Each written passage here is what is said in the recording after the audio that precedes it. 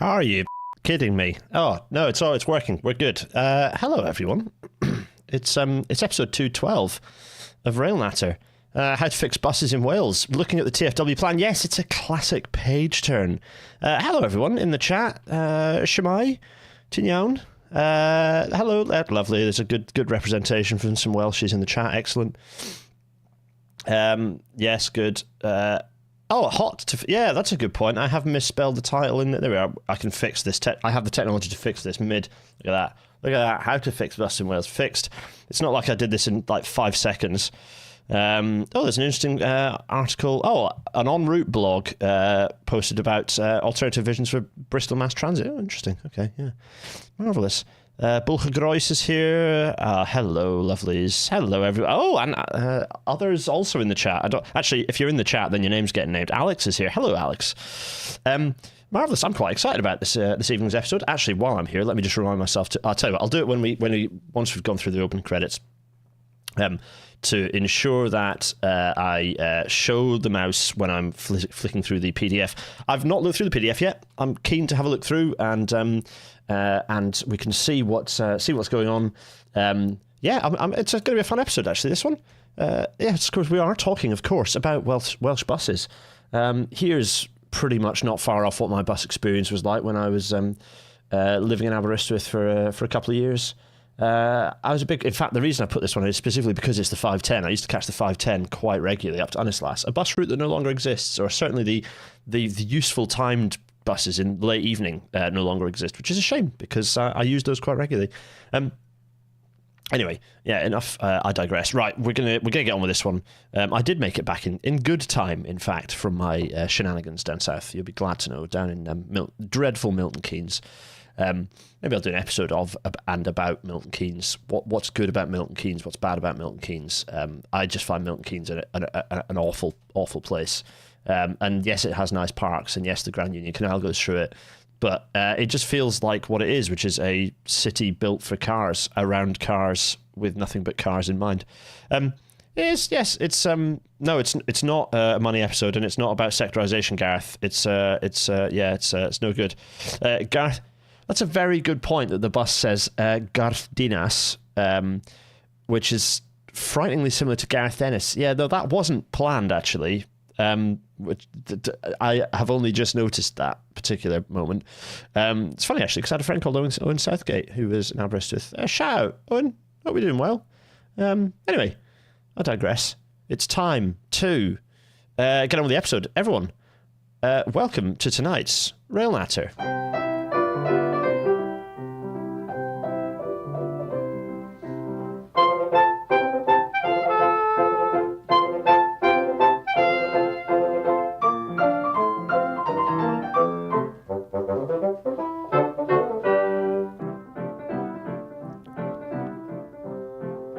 And as the Intercity 225 fades away, I don't know, I'm particularly, my voice particularly bassy today.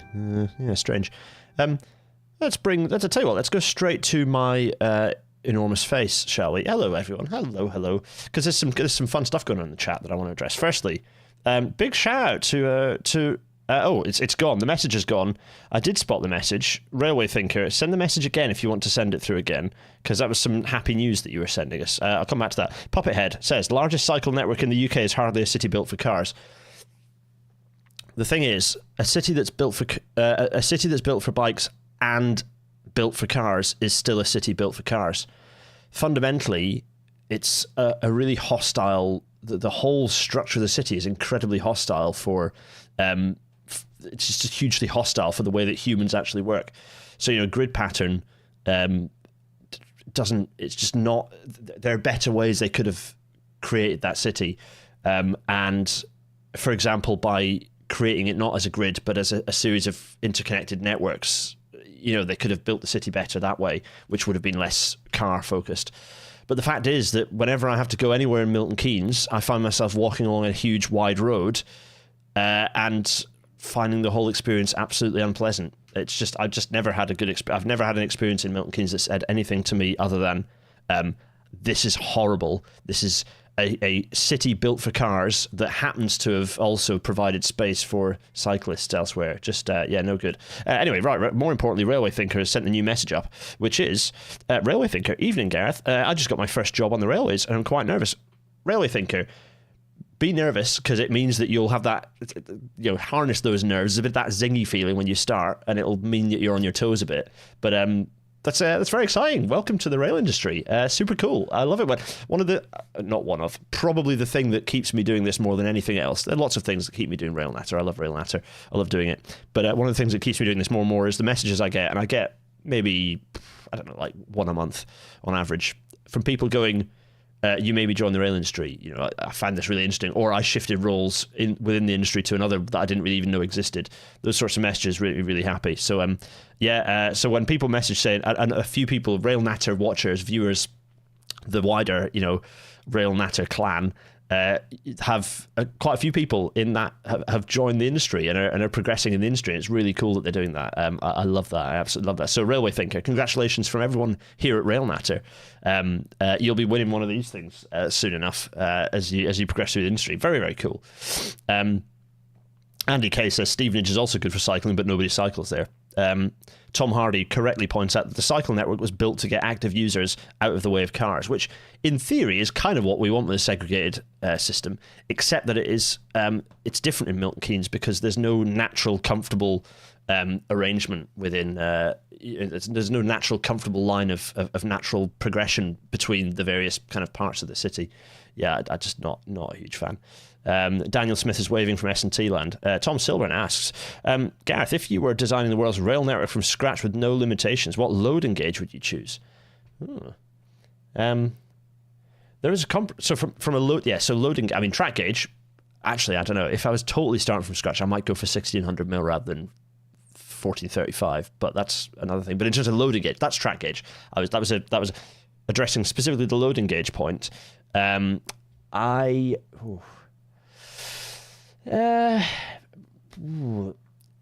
interesting because you could pick and choose. The good thing about the loading gauge in the UK is that you can squeeze quite a lot of railway in quite a small space.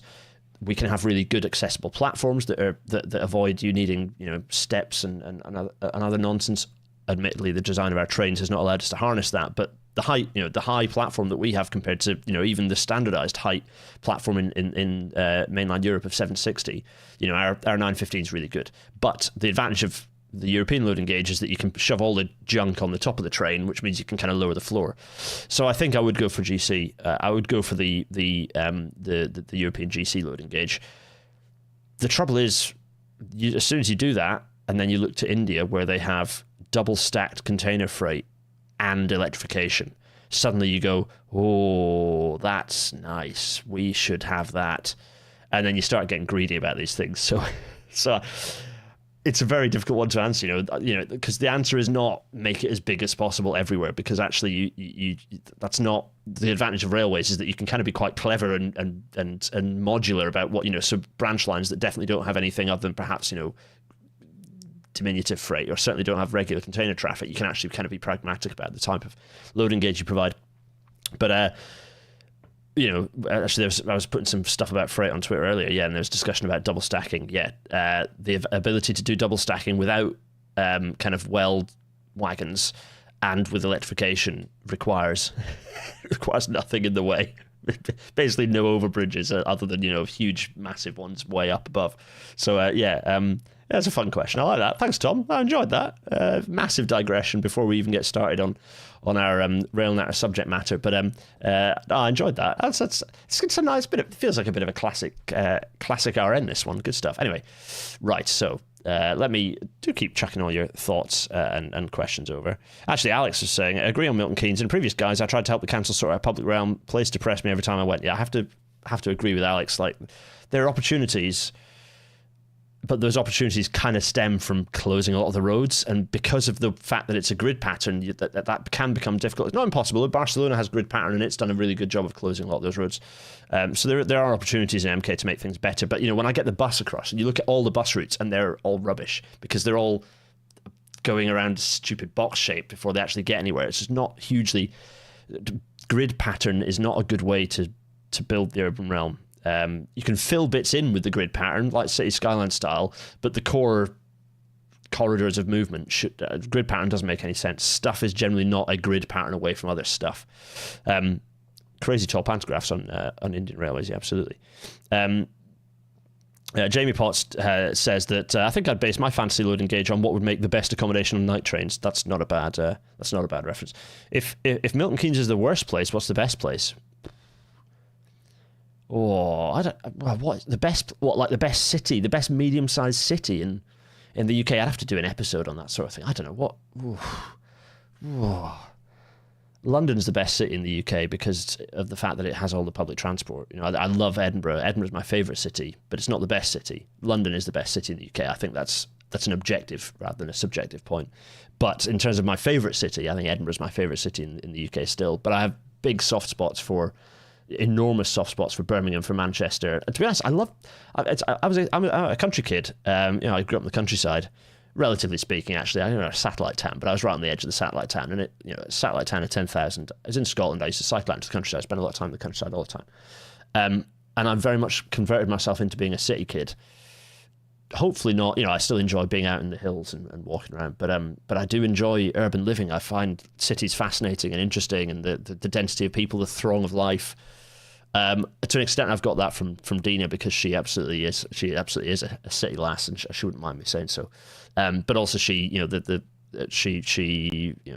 leads London. She's in London before coming to York, so city in her veins. She grew up in Belgrade, so yeah, city's in her blood. And I suppose that's leached over to me, and to an extent that, like the culture side, the fact that you've got that, and also the fact that from a public transport perspective and a human efficiency perspective, cities are by far the best way for us to live. And I like cities because that cultural melting pot that you get in cities that you just don't get elsewhere. Particularly, lots of cities can be a bit more segregated. British cities are generally pretty well nicely integrated, which is cool.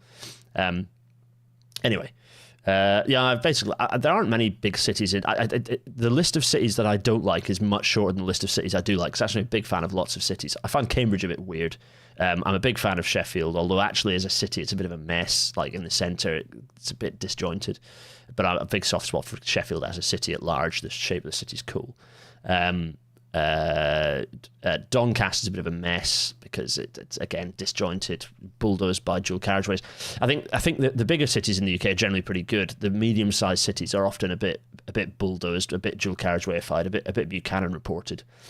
Anyway, sorry, we've gone off on a bit of somewhat of a digression here. Ryan Hogg, it was an interesting question, but I definitely will not be able to usefully answer it ever. Anyway, right, so. No, I enjoyed that. That's a classic. Maybe we should just have a random Q&A sesh rail natter again in the future. But the thing is, we can't, because a lot of people have joined this episode to watch a page turn. So let's get on with it, shall we? So, the news. Remember Cross Country telling us all to eat the children? Well, it's possibly because they've had an advert banned over the fact that they talk about the fact that they offer free food and drink. The Advertising Standard Agency pointed out they don't, because only less than 80% of journeys actually provide catering at all. Cross country trains are always too full. There's a cross-country episode coming up at some point. I wanted to tie it in with doing a journey, but I don't know whether that'll actually end up working in practicality because of my inability to travel easily these days. So it might be that I just do the cross-country episode anyway and then can do the journey another time. Anyway, we'll do a cross-country episode. Within that will be everything that's wrong with cross-country, and the cross-country could be the best long-distance operator in the country, and it's probably the worst. Just hopeless. They banned, the advert was banned because of their hopeless catering. So maybe their Eat the Children tweet was actually more on the nose than it intended to be. Where there's a little hair on the mic somewhere. Yeah, it's because my mustache falls out, because you'll never find it. Wait a minute, let's I can't do anything about it. I can't see it. Anyway, right, you're gonna have to survive, everyone. Right, so what else? Oh, this is a fun post. Hillary Clinton here, retweeting or rather posting a carbon brief analysis and graph. Love this because this is brilliant. This is so good. It just gives me tingles from how good this tweet is. Hillary Clinton saying, "What's at stake for our climate in this November's elections? Absolutely everything. Absolutely everything is at stake." this graph is, for the audio-only people, a graph of greenhouse gas emissions, two trajectories here. Now, what's funny is almost funnier than the tweet is the response to it, actually. But what this tweet is saying is, here's Trump at the top here, and Trump is basically status quo. Here is Biden, here slightly below. And we can see with what Biden's promising is that actually the two error bounds of what's being promised actually touch because they're so close to each other. There's another straight line here, which is the target line, which obviously goes down to 0 in 2050 because that's what 2050 net zero means. Biden is at, what is this, 3 billion, around about 3 billion tons of CO2 equivalent, and Trump is around about 4 and a bit, 4 and 2/5. So 3.1 versus 4.3 versus 0. Absolutely everything is at stake to have nothing really different between these two. It's quite something. And lots of people are like, but Biden's not going to be around after 2030. Well, it's like, well, you're damn right he won't be. The man's a walking corpse. But also, there's going, well, look how steep the line is for Biden compared to for Trump. To which I'm like, well, why doesn't Biden promise more in the long term then? So that this line might actually start looking like the target line rather than basically ending up in the same place as Trump's for all the good it does. This is very, very funny to me. So I enjoyed this very much. Thank you, Hillary Clinton, for keeping us entertained. Obviously, this is pertinent because it's at the moment we're in a period of time when everyone is pointing out that there's the incumbent parties in both the UK and in the US are offering less and less obvious differences between what you get when you vote for them. Because everyone's like, the Republicans are much worse. It's like, yes, they are, but they're not currently the party that is providing weapons for a genocide. So, it's not the time to be saying, no, there's a huge difference between the two when the party that you're defending is doing genocide, facilitating genocide. Great work. Anyway, jumping forwards, aviation, still bad. Yes, fantastic from Julio here, pointing out someone hopefully is going to massacre me for my pronunciation. Julio, friend of the show, someone who we need to get on at some point. Some interesting research done by Transport and Environment, as from where late of this parish, Ralph was on last week from Transport and Environment. Some very interesting research looking at budget airlines and the fact that budget airlines have not, the rise of low-cost carriers has not come along with a substantial increase in the participation of more people in flying. Actually, what it's done is just allow people who already fly to fly more. So this is a really interesting bit of research. I like this a lot. This helps to, along with our previous Rail and Lecture episodes on aviation, this helps to build that case against the idea that low-cost aviation is a great unifying force. Absolutely not, no. That's good fun. This is an interesting one. Delay, repay, hooray.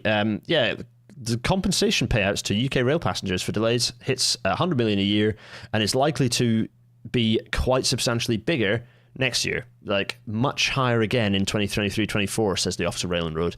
Now, there's two factors here. One is that the performance of our rail network is awful right now. The other, however, is that delay repay is just working much better, lots more automated payments, and therefore lots of people are getting those refunds. So it's kind of like a good story and a bad story here.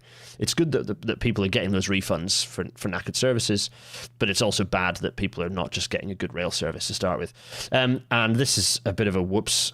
This is pertinent to our discussion. I've regularly been saying that Wales is ahead of Scotland when it comes to transport policy, and nothing is proving this more to me than Scotland ditching its key 75% reduction by 2030 climate change target. Not good. Things aren't good north of the border right now for anyone. Labour are not really offering to do much different. The SNP are just collapsing in on themselves, and the Greens have been pulled down with them thanks to the Butte House Agreement, which is their kind of collaboration within government. So not a great time for Scottish politics, the health of Scottish politics right now. For us down in England, it might look rosier over the border. It ain't. I can promise you right now, it is not. Anyway, it's all good fun stuff. So, oh dear me, yeah, Hillary Clinton accidentally be the best poster on the entire website. You're right, Martha. So, 4-hour episode. Stephen Selby saying 4-hour episode. Everything wrong with cross country. Well, yeah, quite. Right. Let's get my miniaturized face up. Let's talk about Wales, because we all want to talk about Wales.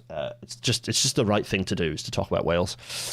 This is the website that I used to use an enormous amount to desperately attempt to understand whether the bus was firstly coming, which it rarely represented. This is Travelline. This is for those on audio only form. This is the updated Travelline Wales, Travelline Cymru website. This used to be a really shonky, knackered website. It's now been kind of partly integrated, although not fully integrated, into the TfW. Rightly, it makes absolute sense that Travelline, which offered kind of basically all the integrate, it provided an integrated interface that almost, well, not that many people knew about anyway. In Wales, you generally did, because the buses were much more necessary part of travelling around.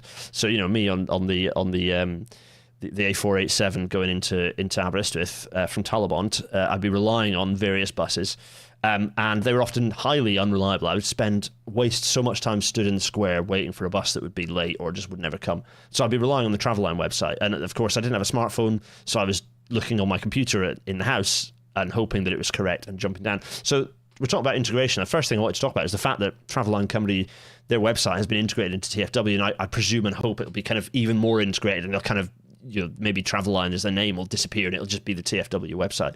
I don't know, we'll see. But positive, it's also signposting that this exists for people who maybe don't know. I'm pretty sure all the Welshies in the chat will know that this website exists, because there are so many different bus operators. This is the only way to know, independent of the operator, what buses are running when. And it's also nicely integrated with the other public transport. So anyway, shout out to Travelline Cymru. It felt like a nice place to start talking about this. I'm glad Martha's on, because Martha, we only need Kevin to join us now, actually, because Martha, some of your slides are coming back up in this episode. So, Travelline Cymru. Firstly, let me click here and go. Let's remind ourselves, Kevin's episode, Permanence the Permanent Way. I refer back to these slides, or this slide in particular, regularly. The 6 factors in good public transport. Visibility, so in that case, it often refers to physical infrastructure. So whether that's a decent bus shelter with TfW branding, with departures, the bus is on its way soon board would have been so useful in Talabont in the square to have that. Something that is, Talabont it's a perfect example actually of let's Talabont Wales is a useless search because there are like 7 of them, but we're going to go for the one that I actually is relevant to me. Attempt to not dox my parents. Here we go. Right, so there are not to pen I Talabont. Good. Right. I'm doing something off screen, which I'm going to drag on screen in a second. Just a sec. Let me drag the little Manny in here. There's Salon Larry still in place. Lovely. Right. So, oh my goodness. Okay. Well, a variety of thoughts here. Number one thought: they've done the thing that I've kind of said, which is they've rebuilt the bus shelter. That's quite exciting. Wait a minute. Let's look at the earliest date we can and just remind ourselves. That's more like it. That's what I was used to. There it is. Marvelous. Grand. There's the black line. There's the white line. If anyone knows the general beef, and actually people drink from both. There's not actually. It's the sort of thing that there ought to be a beef, but there's not actually a beef between these two. It'd be fun if there was. Anyway, there we are. Also, strangely enough, public toilets just up the road here. Anyway, I love the Talbot. I haven't been back to Talbot in quite a while. Anyway, also as relevant to the last episode, notice the size of the cars. Shall we go back to the latest date? SUV. To be fair, not quite so bad actually. There are definitely still some more SUVs around. Not quite so bad. Anyway, okay, fair play. Interestingly though, it's Traws Cymru who've done the branding of this one rather than it being excuse me, rather than it being a TfW thing. But we'll get there, folks. We'll get there. Anyway, so Gareth is pointing out that Wales is softening the 20-mile-an-hour policy, so it's not all rosy in the Principality. Yeah, quite. Very depressing to see all that. Katie Fenn pointing out the Scottish Greens are organising an EGM, an emergency general meeting, to review the Butte House Agreement in the wake of the news and the setbacks to Gender Recognition Act reform And also the Sandyford facility clinic, Sandyford Clinic, stopping puberty blockers for trans youth. Yeah, lots of things that the Scottish Greens need to distance themselves from the collapsing mess that is that. There's been some local community stuff going on. Look, all the fun stuff. I kind of partly miss Village Life. Look, all the fun stuff here, all these little stones. It's clearly something fun's been going on. That's nice. Anyway, I digress. Sorry, everyone, I'm getting distracted. So, visibility. Every kind of example of what that means for buses is having a nice. We go back to this. This is within the town square. Admittedly, rather than it being a big square tarmac, possibly could have been slightly better. Sort of landscaped into this, but whatever. It's visible. It's there. Everyone knows the centre of town. It's a bit like the railway station. You've got the transport. The trouble here is, by the way, though, that I wonder if they've moved it somewhere else. Is that's only one side of the road? You'll notice. If you want to go the other way, wrong. Nope. Because what they probably should have done is actually make the bus stop a thing over here, so the bus will always come off round and rejoin. The better planning could have happened here, because this is only one side of the road. Admittedly, most people are going this way into town, not going out to Mach.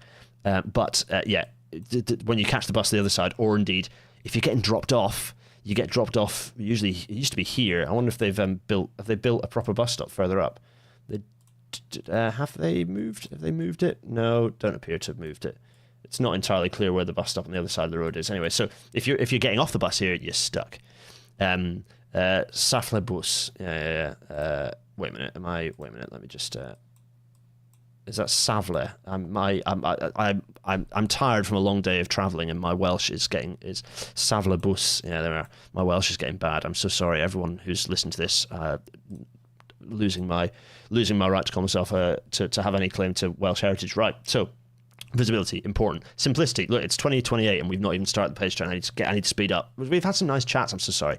Simplicity of timetable. So, for example, in Talabont, the little village there, is it right that there are 4 or 5 different bus services and that the timetable is completely erratic, like absolutely illogical?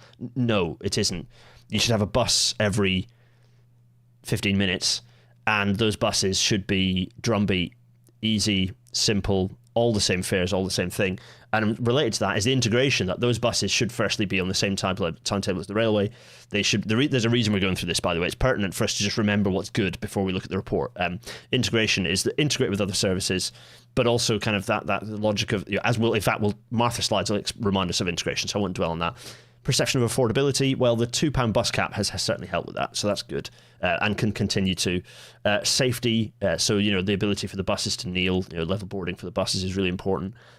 Comfort of those buses, nice, comfortable buses, modern buses, and also making sure that they're accessible in terms of there being accessible space, increasing, not decreasing the amount of accessible space, so that if people have buggies, they're not competing with people in wheelchairs. Make sure that there is at least 2 wheelchair spaces in the bus, and ideally provide that extra space. If you've got double-decker buses, as you can have on this route, then maximise that open kind of cabin space at the bottom, so that there's a nice, large, accessible space for everyone, and so that people aren't tripping over each other either. And then ownership, the perception of ownership, not necessarily explicitly who owns every single thing, but the perception of ownership, which again, branding is a really important part of. So, bear that in mind. Let's jump to remind ourselves of what integration looks like. Here's the lovely slide that Martha provided us for the Tyne and Wear, the integrated Tyne and Wear metro system. So transport integration, let's remind ourselves. Fares, so free transfers, no fare difference between modes, absolutely critical for transport integration. Martha, you're in the chat. You're saying all this stuff yourself. So routes, local routes intersecting or feeding high capacity transport, bus stations or railway stations in the same place, so that nice visible routes, and then schedules, high frequency, timed connections, TAT schedules, coordinated last trip times. So that's integration. And some of that kind of feeds back into some of the other stuff that makes transport good as well, and kind of a visual reminder of kind of what that looks like. So if we're talking about integrated transport, you've got the cores, you've got the maybe the local railway lines, and then you've got bus lines feeding into those, actually, this is good because it's kind of mode agnostic, really. Whatever the core, it's just about density of service. And the reality is that different, as we know from the Not a Metro sorter, different levels of passenger density require different technologies. But you lead that by the passenger requirements first. So Yeah, the bus stop sign could be more visible, absolutely. Raphael, yes. Jacob Cook, I'm currently writing a report on making good rural buses, and you're echoing everything I'm saying. Excellent, Jacob. Good to hear. So, right, I'm going to very quickly get OBS up and just make sure that I've got the capture cursor on so that we can, there we go, so that I can make, when I'm doing the PDF turn, we do the right caption. So, with that in mind, bearing in mind also that we've talked about Transport for Wales and their integration of their fantastic branding, I think it's really good, and their integration with they're already attempting to get the visual integration side of things of our Permits to the Permanent Way. That identity, that ownership, this is part of it, but also so is having kind of mode agnostic public transport. So let's get the report up. It's only 2032. No, that's fine. It's not a huge report. We're going to bring it up right now. Here we go. So, our roadmap to bus reform towards one network, one timetable, one ticket, published in March 2024. So we're a little bit late for this one, but not super late. There was a Marco graphic. Hooray! Yeah, Marco Chitti graphic. Absolutely. Fantastic. Right. So London does have differences between modes, fair differences between modes. Jack Elliott, you're absolutely right. Like, I'm going to attempt to not get too distracted by the chat, but the chat's so good this evening. You're all absolutely doing it this evening. So good. Absolutely. Katie, solidarity for all sorts of things. Everyone, solidarity for all sorts of things, to be honest. There's generally quite a lot of going down at the moment, isn't there? Anyway, right, so a roadmap to bus reform. Here's Lee Waters, a little bit of a forward. As you always know, we skip the forwards. Here's James Price, forward. We're just going to skip the forward. The vision. Okay, so let's have a look. What is the vision? The Welsh Government and Transport for Wales are building an integrated transport network. Should I do a Welsh accent for this? No, I'm teasing, of course. This network will bring together walking, wheeling, cycling, and public transport to make sustainable transport the easiest way to travel. Absolutely, that's the vision. It's a good vision. Buses are a key part of this vision. We want to encourage more people to take the bus. The people of Wales need a reliable, affordable, flexible, and easy-to-use bus network. Absolutely, marvellous. So the document has been created to outline our proposed approach to bus franchising. Also worth noticing, still franchising. Why can't we just have our own bus? Why can't we just own it? Wait, why are people saying no? No, oh yes, on the accent. Oh, okay. Cariad here is saying no. Hello, Cariad. It's a lovely name. Here we go. Right, so it means love, by the way, for those who don't know. So it's a very nice name.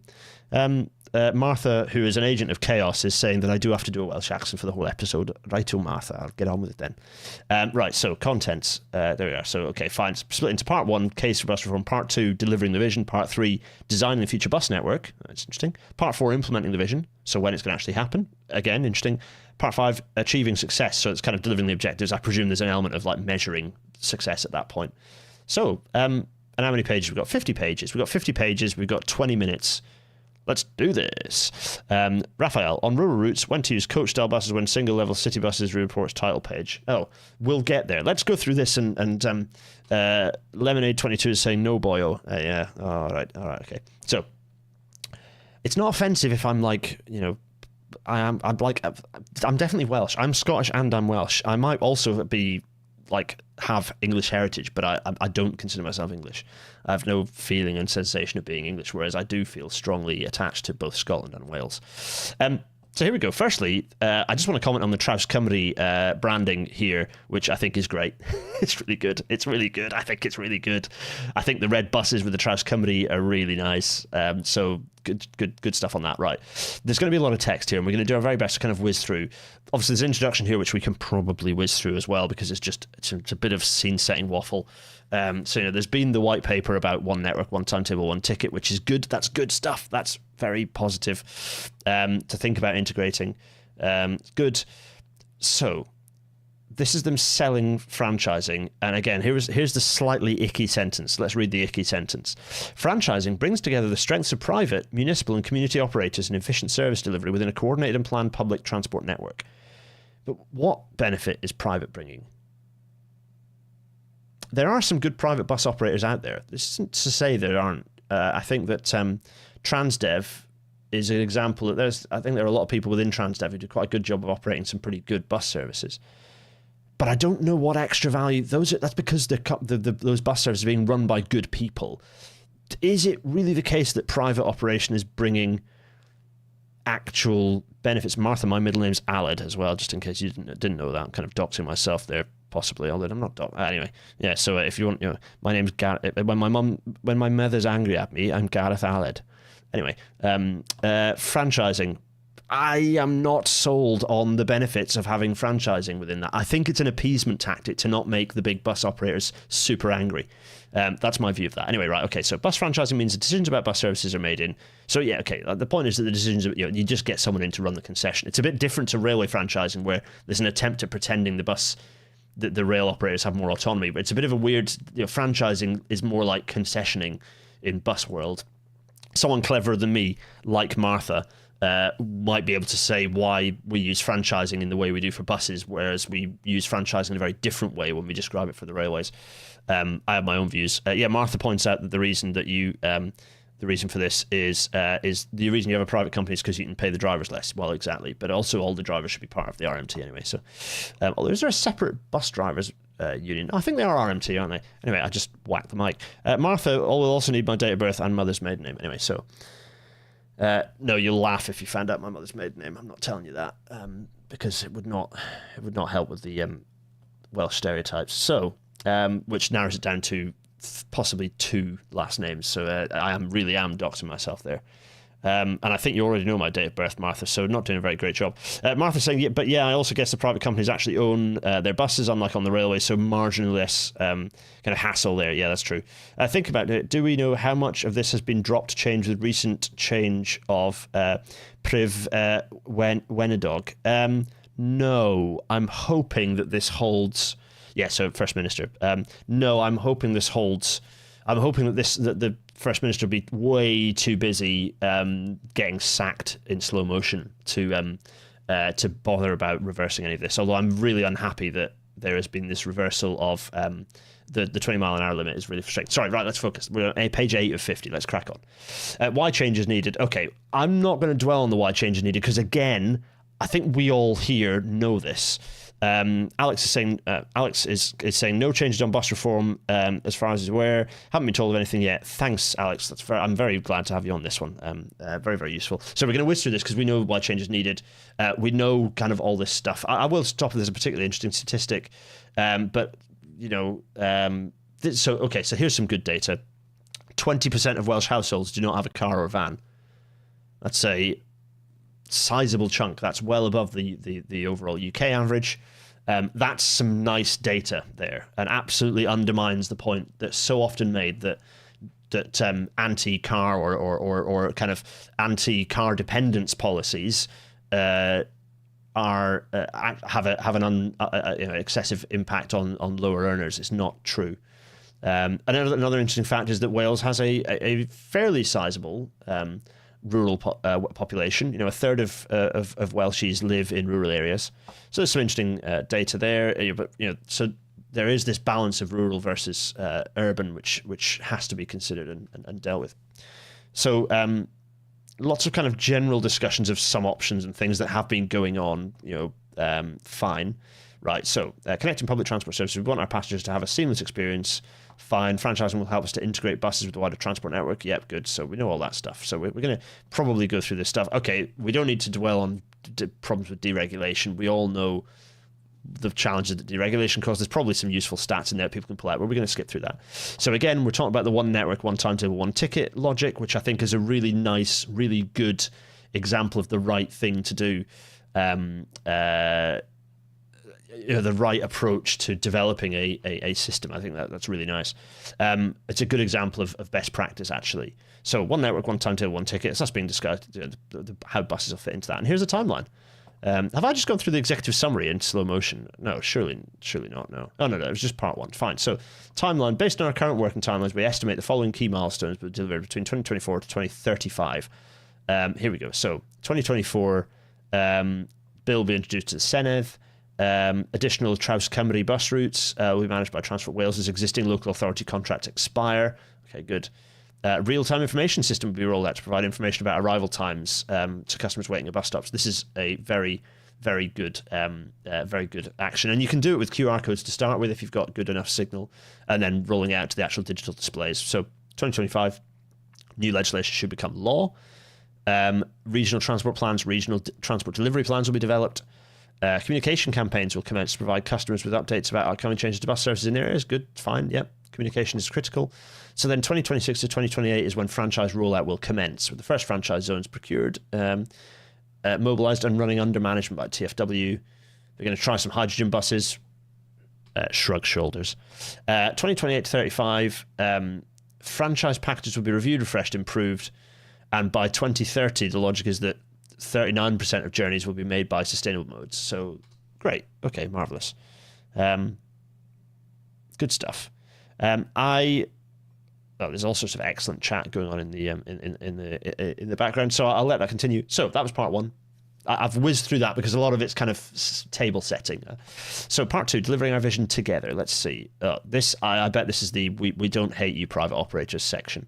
Let's see. Ways of working. Bus reform means there'll be a change in the way things are run and how we work together, but the need to work together remains essential to achieve better outcomes. Local and regional collaboration is at the heart of our plans to franchise buses. Okay. So let's see. So collaboration, integration, involvement, long-term prevention. Prevent problem by addressing today's problems. We can act to prevent problems occurring in the future or getting worse. That's okay. Interesting, random thing to include on that list, but fine. As emergency funding is coming to an end, we've worked to review networks. Fine. There's still service cuts happening across Wales right now. Very much not good. Hydrogen buses need to get in the bin. Worse carbon emissions than IC buses, according to Jack Elliott. Interesting. Anyway, right. So. Keep going. Okay, this is just kind of, again, saying that there'll be regional transport plans, which will be coordinated by 4 regional corporate joint committees. So Wales split into 4 regions to deliver this, I suppose. A map would have been a good idea just to show us where they are. But anyway, social partnership and industrial relations will work closely with trade unions. I think the unions are going to be broadly supportive of this because it will encourage more public transport usage, which ultimately encourages more jobs in public transport. So I don't think the union is going to be hostile to this. I think they'll be quite pleased about it, so long as their conditions aren't kind of walloped as a side effect. That's the key thing. But broadly, I would expect the unions to be quite pleased about it anyway. Martha's pointing out, regarding franchising, the system of tendering routes to operating companies is just pretty simple and low risk for everyone involved compared to the way the railways are franchised. Yeah, okay. So actually, even if legally this is franchising rather than a concession model, actually it's just the level of complexity is that much less that they appear superficially very, very different. Yeah, that's a good explanation, Martha. Thanks. Taking people on the journey with us. So this is kind of explaining the interaction with stakeholders, the advisory panel. I think it's interesting, isn't it? There's a lot of work going in to make sure people are bought into this. I can't imagine many people are hostile against it. Are those Welshies on the ground? Gareth, what do you think? Are people in the loop on this at all, or you're getting depressed because you've seen a number of road building plans have been pulled out of the bin? Oh, good grief! I'm not huge. I have to say, not a huge fan of the new First Minister. No, not really. Anyway, sorry. Taking people on the journey was. There's a lot of stakeholder work going on, but I think generally people are going to be positive to this because they're fairly naturally going to get better services, but maybe not fairly naturally. Maybe that's and it is right that they're doing all this work. So we talked about safety on public transport as being a key part of the permanence of public transport, meeting the needs of Wales' diverse population. Decisions about bus services disproportionately affect women, black, Asian, and minority. I don't like BAME, but like basically ethnic minority groups, people of colour, basically, disabled people, older and younger people, and those with low paid or insecure work. Absolutely, this is why getting buses right is so critical. Actual and perceived lack of safety on public transport is a reported issue among queer folk, LGBTQ plus people. Nearly a quarter of transgender people in the UK avoid using public transport for fear of being harassed or outed as transgender. I think it's a really important point that they've written this down explicitly. I'm very pleased to see that because it is an issue that we need to address on public transport. And having public transport that's more frequent, so there are choices, some of those choices being the ability to get off the bus and get on the one behind without wasting an hour of your day. These are kind of key things. Ailey is absolutely right. It's good that they're talking about this, but it will piss off the right people. Yeah, absolutely. If people are getting pissed off by anything that's written here, then they're just wrong. They're just bad people. They're just bigoted, bad people, and their opinion doesn't really count for much. We should not pander to people who are offended by or don't buy into this stuff. you don't meet them in the middle. It's like no, you just tell them that they have shit opinions, and you slap them in the face. Metaphorically, of course. I do not advocate violence. I do advocate violence against people who are bigot. No, I don't. Of course. It's a bit for the podcast, right? Anyway, Transport for Wales accessibility. Okay, good. Children and young people's charter is very important. Workforce is representative. Good stuff. That's really important. And communicating change is also very important. So fine. So working together to transition Traws Cymru T1, the big route. That's the big one. The one that everyone wants to turn into a railway. That I think is a bad idea to turn into a railway. The Carmarthen Aberystwyth route T1. It was the first Traws Cymru service to be contracted by Transport for Wales for the Welsh Government. They've got new electric buses. They've got a bus depot. Fab. Yeah, it's good. And as I say, I think the buses look sexy as hell. And they've added lots of other routes to the portfolio. I think it's just a bit of a case study. Fine. And yeah, working nicely. So let's see. So we've got Flexi Conwy, FC2. Flexi. I love Welsh English words. Flexi. Oh yeah, the single F was a V earlier. Sorry, that's so stupid of me to not remember that. Of course it is. I did. Yeah. Anyway, part 3: designing the future bus network. We're getting there.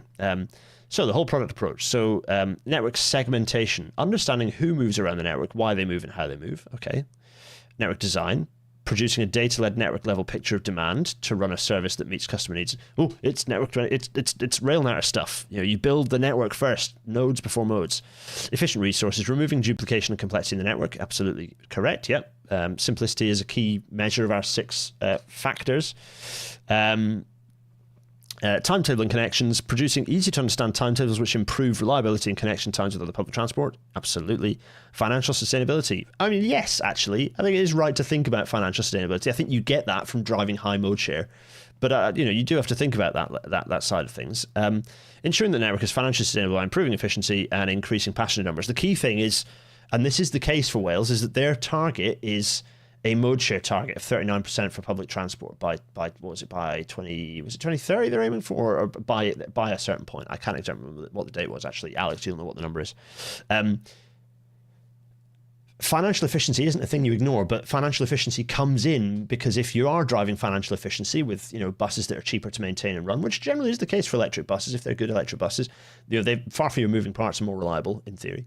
Even if they're a bit heavier on the roads, but can be balanced. Anyway, point being, if you're running a more efficient system, then you can run more buses for the same overall headline budget.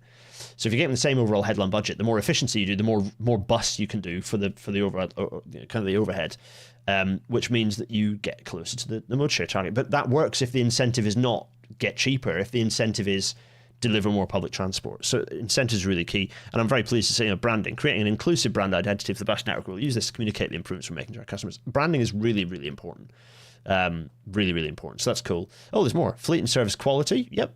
Consistent standards. People should get on a bus and feel like it's, I like this. Clean. Good. Contract design procurement. Okay, fine. Divide the network into geographical contract packages, introducing an effective procurement process. Fine. Fares and ticketing redesign, simplifying bus fares, introducing integrated ticketing across operators and modes. There we are, Martha. This is good stuff. Passenger information and infrastructure, standardizing information at bus stops, bus stations, and online to help passengers plan and book their journey. Super. Absolutely good stuff. Right, so let me see. Let me see. Ailey is saying, I do love how the T1 case study also flat out capital D, capital N, capital M, capital T, capital O does not mention the operator. Yeah, that is quite funny. Yeah, no sign of any operator mentioned there, which is nice. Good. Anyway, right, so that's all good stuff. I like all that. Applying a whole product approach to Sherpar Oeitha bus service, fine. There we are. So a nice case study, fine. Network planning principles. So this is the rail natter bit. This is where the rail natter stuff starts happening, really. Network planning principles are intended as a foundation to guide and shape network design. What's quite nice is they're not just going, well, what are the bus services that run now? Chances are most of the bus services that they will recreate will run on that route. But I like the fact that they're looking to establish a network that actually maps onto services that work. I hope that they're kind of almost starting with a bit of a clean slate and mapping onto population density. I hope that is kind of what happens. So there's the 9 principles. What were the principles we have? There's whole product principles, okay, but then there's also some network principles. Single unified network, good, which includes all modes, I would hope. Establishing core network, connecting core destinations, yep. Secondary local and feeder services around the core, yep. Good, so kind of tact principles here. Service directness for core bus lines. Core bus services should be arranged as a series of straight line services with minimal diversion. Yes, this is really important. Consistent service line route. Bus services should operate the same route at all times of day, with some limited alternatives in early late periods. This improves understanding of the network and reduces operational complexity, absolutely.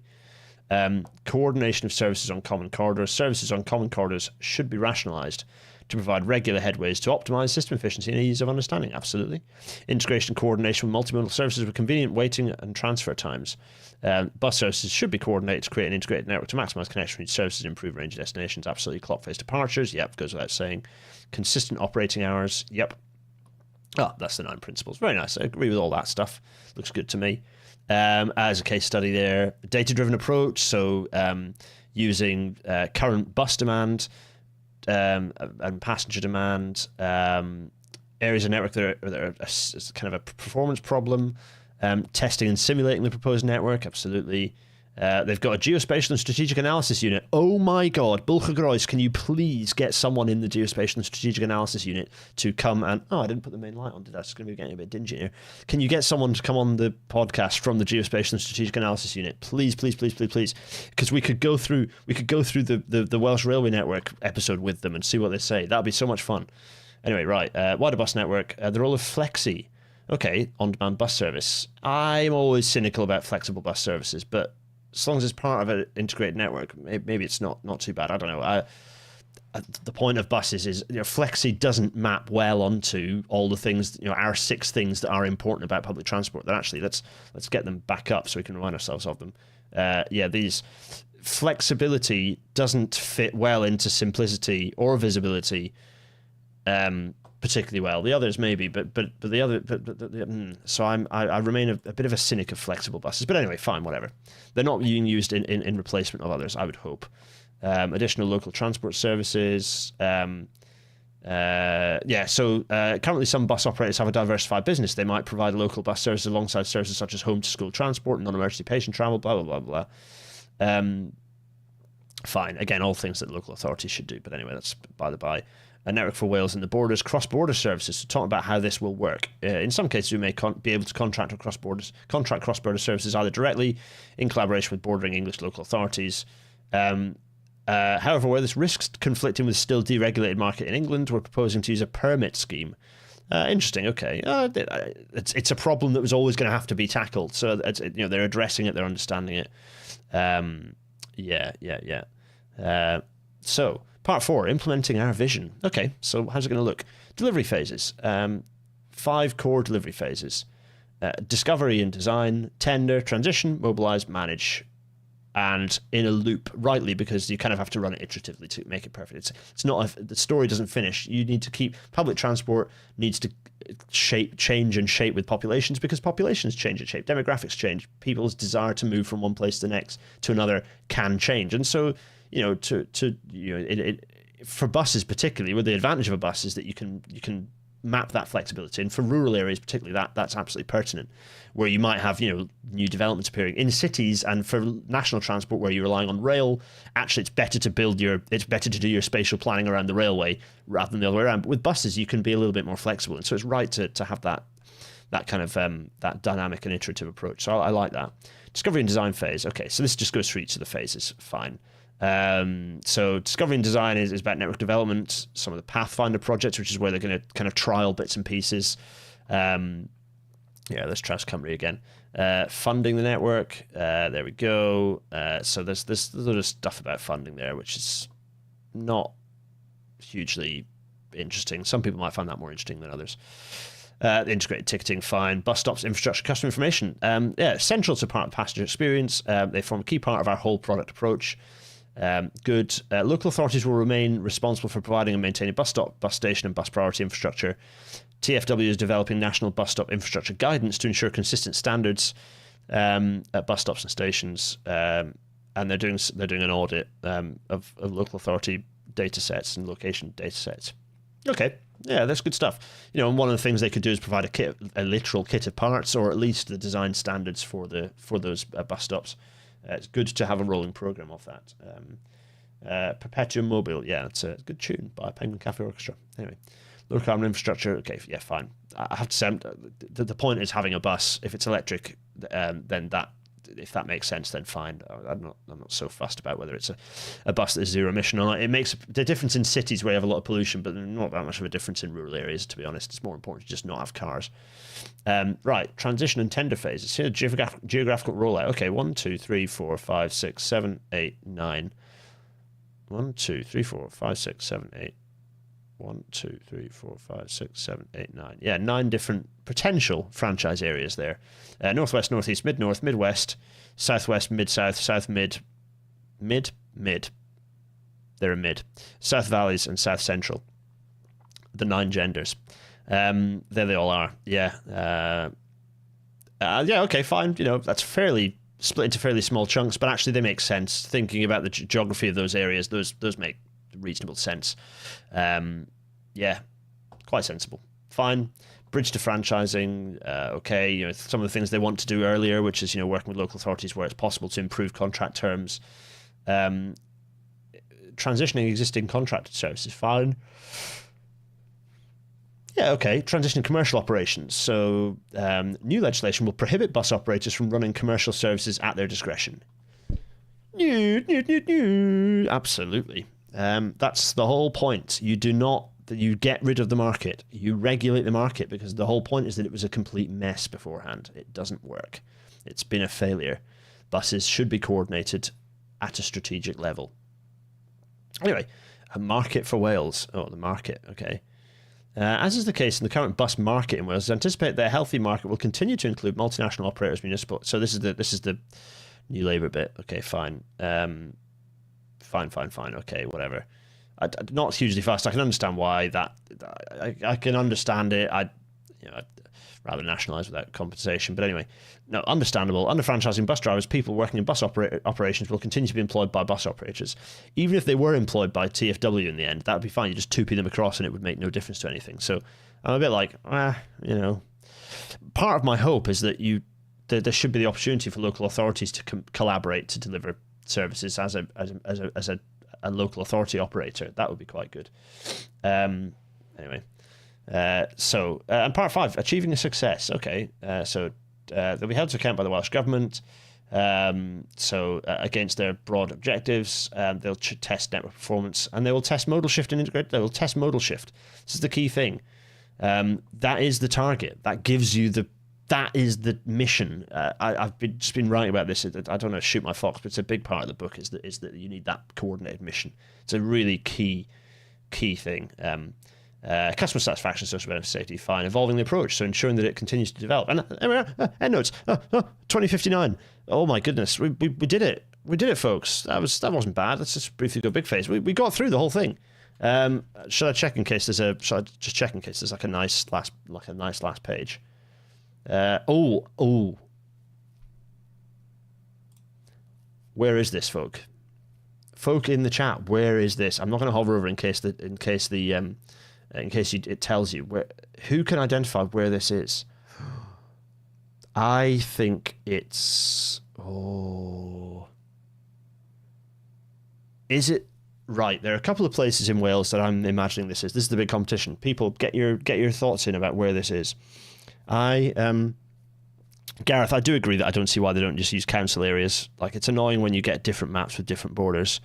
Ailey, I would simply expropriate the shit out of the big bus companies, me too, Ailey. I again don't understand what value they provide. I don't think they provide any. But anyway, fine. But I can understand politically this allows this to happen. Someone suggesting it looks valleys. Raphael is asking about types of buses and coaches. I think that, I don't know really. I think that will get led by yeah, I think that will just get led by the operators and required, coach, the different types of service require different types of vehicle, and I think that, they'll be up to the operators to make that call. Using council areas would especially work considering Cardiff and Newport are already dominantly run by municipal operators. Yeah, that's very true. So I think this could be, I suspect is either in the kind of the north mid valleys, so not too far east, not too far west. Or is it? It's not the A5 up like Llanidloes, Oswestry direction though, is it? It's not, is it? It is valleysy. Oh, actually, maybe this is a bit further west in the kind of the tops of the valleys, the heads of the valleys, should I say? Oof. Anyone else who knows where this is? Go on. Yeah, neoliberalism, exclamation mark. More layers equals more profit taking equals more gooder. Yeah, Jack, you're absolutely right. Yeah. Is this on the west coast, like near Aber? No, it's nowhere near Aber. Oh, no, I don't think it is. There are some spots, like for example, coming out of I'm gonna now cheat. Wait a minute. So, can we do this from here? So, coming out of Aberaeron, there's a little bit like that on the A487, but I don't think that's not what I remember it. I don't think that's what it looks like, and the hills going the wrong way, so I don't think so. Oh, is it though? No, I don't think it is. Right, Alex, you're going to have to ask the people who made the report where this picture is now. Oh, actually, it's going to tell me if I hover over it. No, it just says a bus driving up a country road. That's not very inspirational. I wonder if there's a picture described. No, there's not. It doesn't say where the picture is. That's a shame. We're not going to know at this point. I've made the episode go from being on time to not being on time. It's funny. All the chats like, why is he talking about this? There's some serious discussion to go on. Yeah. Anyways, right. Sorry, I digress, everyone. I want to know where this bus journey is. The bit of Wales I was thinking of, the bit of the road that I was thinking of is this bit here, I think, which is going.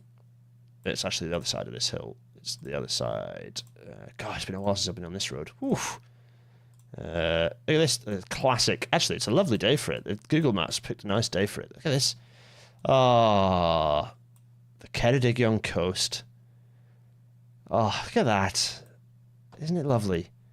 It is actually lovely. Oh, I miss it. I do miss hanging around this bit of Wales. Look at this. Look at this. That's nice. Aberystwyth nestled in the hill in behind. All the way out. You see right the way around to Clelly almost. Right the way around. Just very nice. Yeah. People saying they don't think it looks very Gwynedd. Yeah, I don't know. It could be. No. Could it be the A40 along here somewhere, maybe?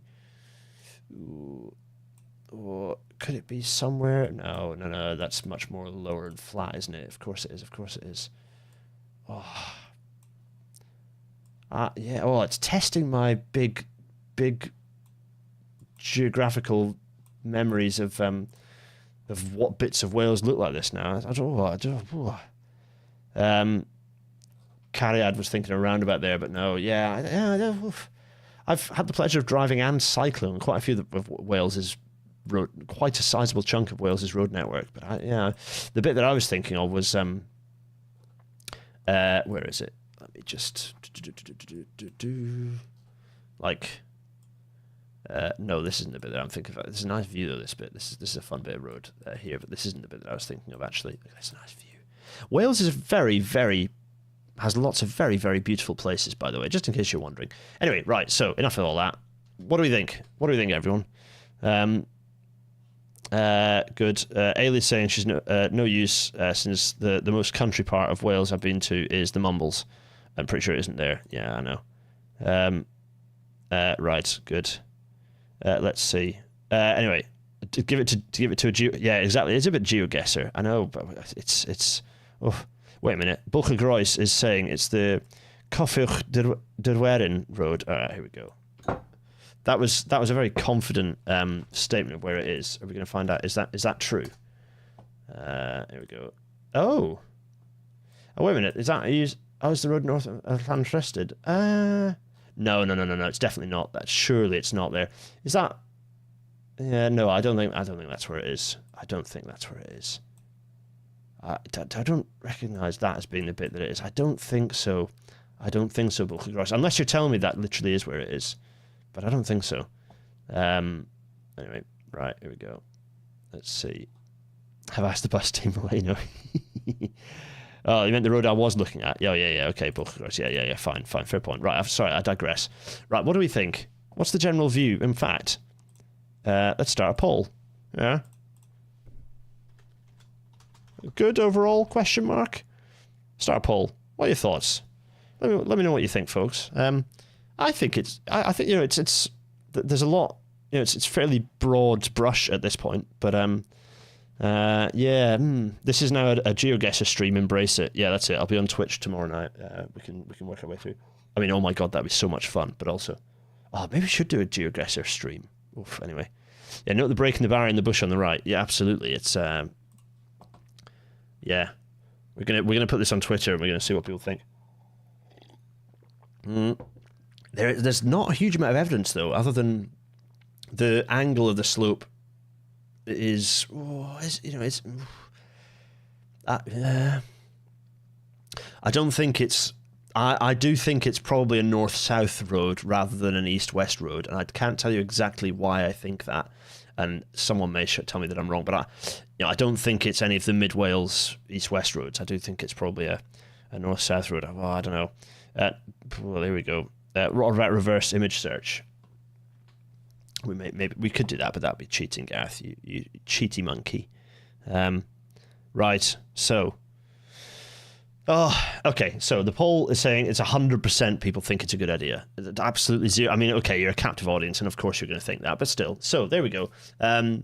Overall theme is people think it's quite a good idea. Alex's boss has helpfully said it's a picture from Wales. GeoGuessr channel in the Discord. Yeah. No, I think it is Wales. In fact, I'm confident it's Wales. Not least because there's a Traws that appears to be a Traws Cymru bus going up the hill. It does have Welsh vibes. It's got Welsh highway investment vibes. Yeah. If it turns out not to be Wales, that would be quite funny. But no, I don't think so. Shadow Direction seems to disagree with me. Yeah, you're right, actually. The shadow direction would seem to imply that it's more east-west than I'm accounting for. But the actual immediate road direction, possibly. But I'm thinking in terms of the... Jack, you're maybe not right. Not wrong. Anyway, right, okay. So, I digress. I was not even sharing the picture there. I was just doing my face. Sorry, everyone. Classic. People would watch me geoguessing. Memnonia reckons. Anyway, right, so I'm going to shut up. I'm going to get rid of my face. And we're going to go to the usual outro because I've managed to eat at 10 minutes. Having finished it, spot on 9 o'clock. It's dragged on now. So, as ever, podcast is available in audio-only format. And possibly this one works in audio-only format. Possibly, not sure. Anyway, the usual plugs. Patreon.com/Gareth Dennis to support this happening. As I escape from book writing hell very, very soon, and with the wee one sleeping a little bit better, I'm going to have a little more time in evenings to possibly do some more stuff for my Patreon folk, you good folk in the Patreon, as well as getting back onto Amphitros. I've been missing that island. We need to get back on there and have some fun. You can Google the document, by the way. I should probably put a link in the description, actually, shouldn't I? Anyway, the document we've just been looking through. Anyway, so that's patreon.com/Gareth Dennis. It's £1 a month if you want. It's super cheap. You don't have to. It's super, super cheap. You go in, pick the P-way that you fancy being, and away you go. The merchandise, garethdennis.co.uk/merch. Please do suggest if you want new merch. You can suggest it to me all the time. If any ideas you have, chuck them in my direction, Twitter or Discord or whatever it is, at me. PayPal.me/Gareth Dennis for loose change and abuse, and the Discord server is at garethdennis.co.uk/Discord. A470 near Blenafestiniog. I don't think it is the A470 near Blenafestiniog. Oh.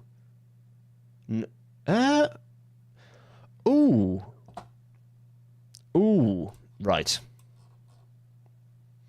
Right. Because it could be on the way. It could be the other side of Crimea. Let me firstly go to Blaenau-Festiniog. It could be the other side of Crimea Pass, which is about here. It could ish. It could be. No, it's too. This bit's too bendy.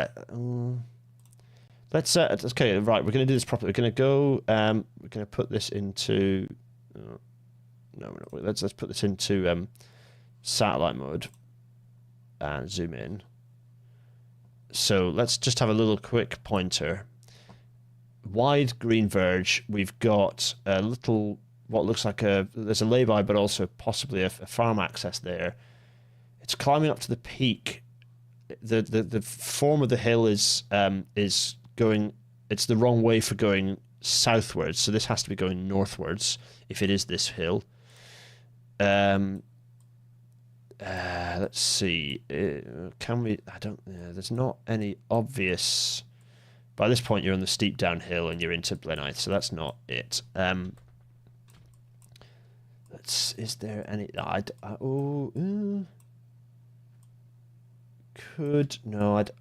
don't think it is. That was a great shout. Who suggested that? Who suggested? Who was there? Who suggested that? Raphael's asking if I've thought about Metro sort of redesigning, rearrangement. Yeah, I'm afraid, Raphael, I don't like it. I think still think mine's better. This vibe. Oh, it is. Katie. Oh, Katie is sending links. Right. Wait a minute. Katie, you've been added as a moderator. There you are. You can drop links in the chat now. You're spannered. You've been spannered. And Alex has got the answer. Oh, wait a minute. A487 near Aberarth. Oh, okay. I love this section of the those whoever makes the chapters of the channel. Where are we? Google Maps. No, right, okay. Going down to Aberarth. Right, here we are. Do we think it's that? Is it the Aberarth bit? Climbing up this side of the hill.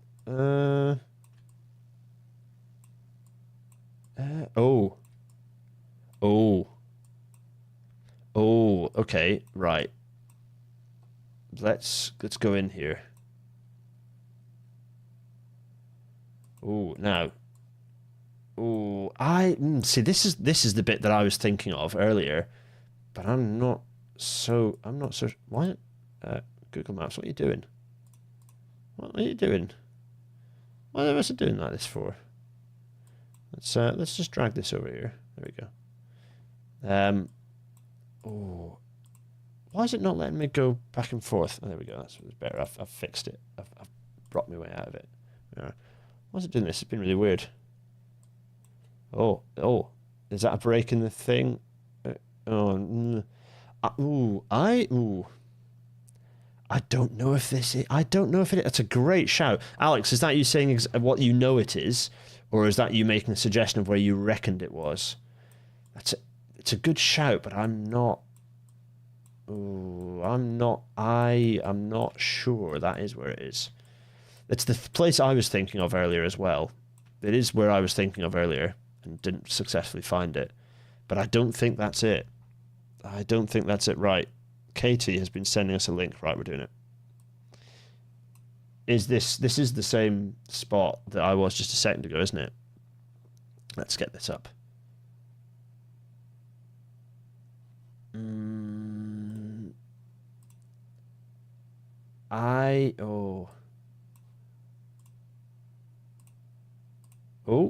Actually, right, okay, right. Annoyingly, there's not decent maps here, but actually, that is it, isn't it? That is it. There's a pattern of fence. There's the big hedge thing here. What else can we see? Can we see any other obvious patterns? It's a long curve followed by more of a straight and then a kink in it as the road follows its older layout. I think this is it. We've cracked it. We've done it. That's it. Okay, no, everyone's right. Yeah. Everyone agrees. I think this is it. I think this is definitely it. Cariad agrees. It's what Alex has been told by the team. Thanks, Alex. Yes, okay. Oh, there we go. Good stuff. Oh, I enjoyed that. Oh, wrong one. I enjoyed that tremendously, everyone. So, GeoGuessr episode soon? Oh, I love you lot. What fun. Oh, anyway. So I enjoyed that tremendously. I need to tell you what's happening next week, don't I? This has been a dreadful end to the episode in the sense that it's been disorganised, but I've had a lot of fun. Right, get rid of my face again. Episode 213. This is a bit of a punt. We're going to be finishing the Borders Railway, or talking about how to finish the Borders Railway next week. We're going to go through the map of what the plan should look like. I don't have a plan other than providing a little bit of context, possibly showing the video that I showed at the AGM a while back, and generally painting a picture for what Borders Railway should be. The first bit of footage that's made it into a RailNat shot by my wife, probably. That'll be next week. Anyway, that's the plan. All of this is going out on the podcast, Cariad. Absolutely it is. Railway GeoGuessr sounds like so much fun. Just general GeoGuessr sounds like a lot of fun. Maybe that's what we'll have as our patron only content is to just do some GeoGuessr as a collective. All of us as a patron just doing GeoGuessr for a bit. 17 minutes of GeoGuessr cannot beat for that for bonus content. Yeah, absolutely. Absolute pleasure. Fishing the Borders Railway. No, finishing the Borders Railway. It might be a fishy type website. En route Bristol Mass Transport blog. Thanks, Jacob. Tweed Bank to Carlisle. Indeed. So that's the plan for next week. It should be fun. We'll talk about the context of that soon. Of the work that I did to actually develop what that plan should look like for next week. In the meantime, we still have 100% approval rate on that report. I think it's nice to have some hope, some positive documentation. Seeing buses being deregulated in Wales beating Scotland to it, obviously because the bus barons are Scottish, they were never going to do that. But big props to Wales for that. Disappointing to see road projects getting dusted off out of the bin. Disappointing to see the rollback on the cowardice over 20 miles an hour. I'm hoping that who are they even appeasing? Because it's not like there's been a popular uprising against it. It's a wildly popular policy. So I'm hoping that they resist. Let's see. But for this document, really good. Lots of positive stuff. Very, very happy with it. Clearly a lot of love, a lot of good work has gone into it. Particularly stuff about accessibility and diversity on people using buses and how they perceive the success of the bus system. Anyway, enough of me waffling. It only remains for me to say to all of you, have a very nice evening, and I will see you all next week. Cheerio!